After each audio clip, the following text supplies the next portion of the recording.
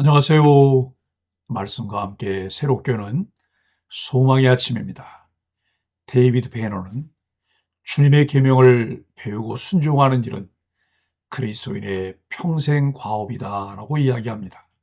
신명기 4장 1절로 14절까지 말씀을 본문으로 하여 최고의 지혜와 지식이라고 하는 주제로 함께 은혜를 나누길 원합니다.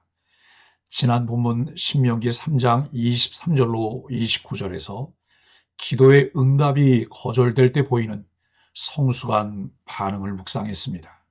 모세는 약속의 땅을 밟고 싶은 간절한 소망이 있었지만 하나님은 그의 기도를 거절하셨습니다. 그러나 그는 이 거절을 통해 자신의 역할이 여호수아에게 계승되는 것을 받아들였습니다.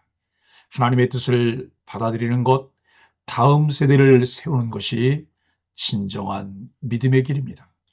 오늘 우리는 약속의 땅을 차지하기 위한 가장 중요한 조건이 무엇인지 배우게 됩니다. 그것은 바로 하나님의 말씀을 듣고 배우고 순종하는 것입니다. 하나님은 이스라엘 백성이 율법을 온전히 따를 때 열방 속에서 지혜와 지식이 충만한 백성이 될 것이라고 말씀하십니다. 최고의 지혜는 하나님 말씀에 순종하는 것임을 말씀합니다. 하나님 말씀에 대한 순종이 가장 큰 지혜이며 하나님 나라의 기초입니다. 우리는 오늘 이 말씀을 통해 우리의 삶 속에서 하나님의 지혜를 어떻게 적용할 것인지 고민해야 합니다. 오늘 본문은 말씀을 묵상하고 그 말씀을 지킴으로 지혜롭고 강한 나라가 되라고 말씀합니다. 첫째, 과거의 실패를 교훈 삼아라 말씀합니다. 이스라엘아, 이제 내가 너희에게 가르치는 규례와 법도를 듣고 준행하라.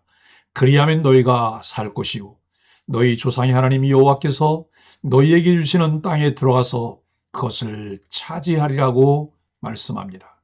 하나님의 규례와 법도를 듣고 순종하는 것이 생명과 약속의 땅을 얻는 길입니다. 이스라엘은 하나님의 말씀을 가감없이 지켜야 합니다. 바알부올 사건에서 하나님을 떠난 자들은 멸망했고 순종한 자들만 살아남았습니다. 과거의 실패에서 배우지 않으면 동일한 죄를 반복할 뿐입니다.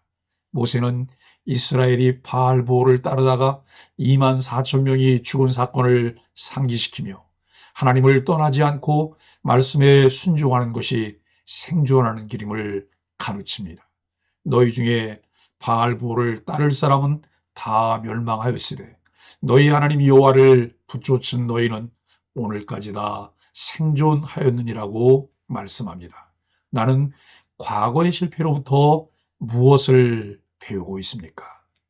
하나님 말씀을 왜곡하거나 내 입맛대로 적용하려는 태도를 버리고 있습니까? 둘째, 하나님의 말씀을 지키는 것이 최고의 지혜입니다.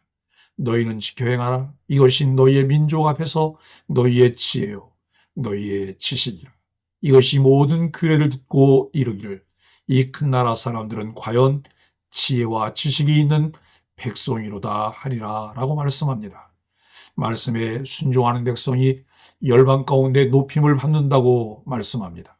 하나님의 규례와 법도를 따를 때 이스라엘은 지혜롭고 강한 나라가 된다는 약속입니다. 율법을 가진 백성이야말로 진정한 강한 나라입니다. 율법은 구원의 조건이 아닙니다. 율법은 하나님의 백성이 살아내야 할 삶의 규범입니다. 거룩한 백성의 삶의 길입니다.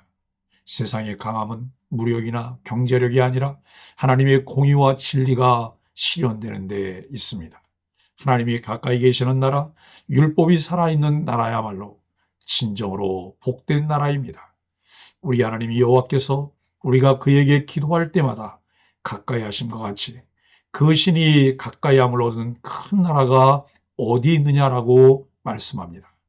나의 인생에서 하나님의 말씀을 최우선 가치로 두고 있습니까?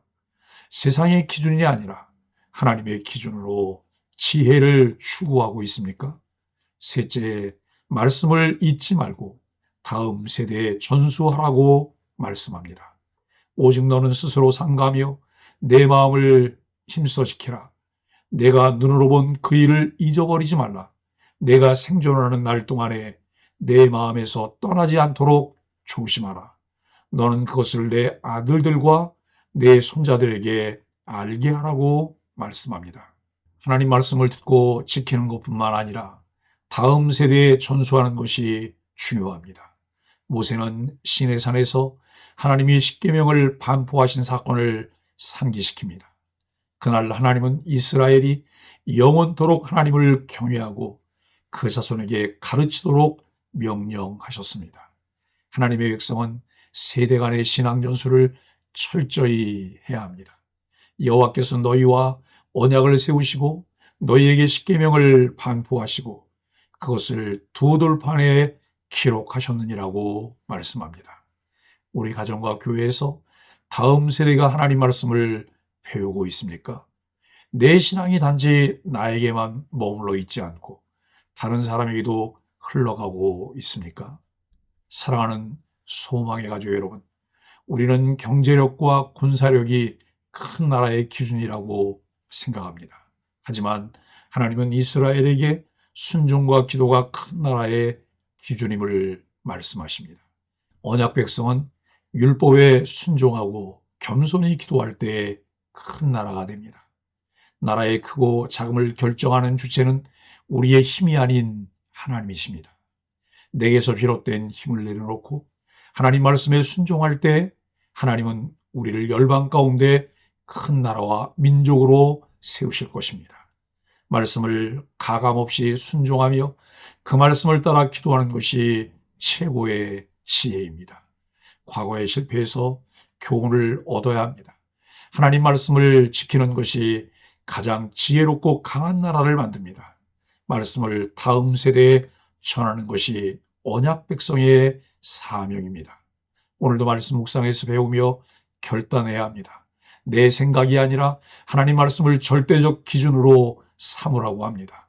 세상의 지혜보다 하나님의 지혜를 붙잡고 살아가야 합니다.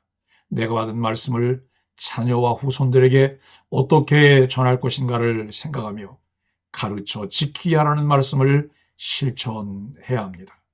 모세는 출애굽 1세대의 실패를 거울 삼아 출애굽 2세대에게 하나님이 명하신 규례와 법도를 가르쳤습니다. 십계명을 비롯한 레위기와 민수기의 제반 율법을 반복해서 가르쳤을 것입니다. 시내산에서 하나님이 주신 십계명을 상기시킵니다. 십계명은 율법의 근간입니다. 만일 이스라엘이 하나님의 규례와 법도를 잘 지키면 약속의 땅을 얻고 지혜와 지식을 겸비한 큰 나라가 되어 이방 민족의 칭송을 받습니다. 하나님이 함께 하시는 큰 나라, 율법이 실현되는 공의로운 나라가 될 것입니다. 언약 백성의 힘은 순종에서 나옵니다. 순종하는 백성을 통해 공의가 실현되는 하나님의 나라를 소망하며 최고의 지혜와 지식을 따라 살아가는 소망의 가족들이 되기를 예수 그리스도 이름으로 간절히 축복합니다. 함께 기도하겠습니다. 주님, 오늘도 우리를 가까이 하시는 하나님을 찬양합니다. 저희가 말씀을 듣기만 하는 것이 아니라 가감없이 순종하며 살아가게 하여 주옵소서. 우리의 삶이 세상의 기준이 아니라 하나님의 기준에 따라 지혜롭고 강한 나라를 이루게 하여 주옵소서.